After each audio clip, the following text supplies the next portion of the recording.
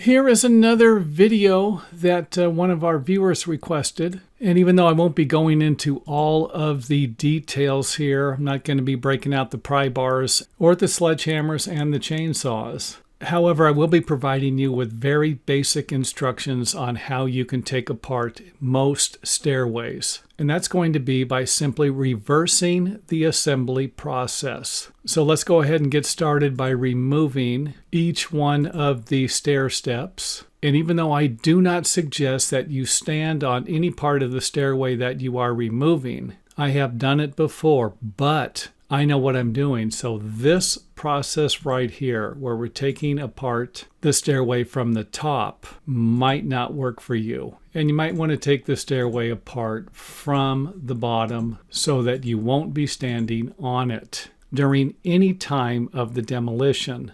And of course, that would look something like this here. And another thing I would like to point out is that you can remove the center stringers before removing the outside stringers to give you room in here to walk around. And this will definitely be beneficial if the stringers are attached to the wall framing on both sides. And even though I won't be providing you with examples on how to do it, you can always use a saw to cut the stairway components into smaller sections. For example, if this stair stringer is attached to a wall, I might want to grab a circular saw and cut it into smaller sections to make it easier to remove from the wall. And don't forget that prying something, if I grab a pry bar and I get it behind the stringer and I'm trying to pry it away from a wall that I don't want to ruin, it's drywalled on the other side or it might have tile on it, then you won't want to use a pry bar because you could damage the wall finish on the other side.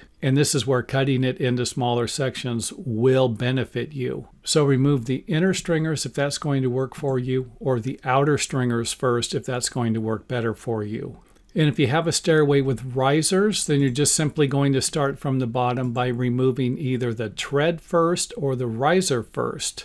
So in this example here, we remove the tread first. So tread, then riser, or riser, then tread, whatever's going to work easier for you. And of course, you could always remove all of the treads first and then all of the risers second. And yes, even though it's hard to believe, it wouldn't be a bad idea to create some type of a plan to demolition your stairway. And the last suggestion I would like to make is to be safe, something that people say, yet might have a difficult time understanding. So you might consider hiring a professional if you're not comfortable or some of the information in this video doesn't make sense.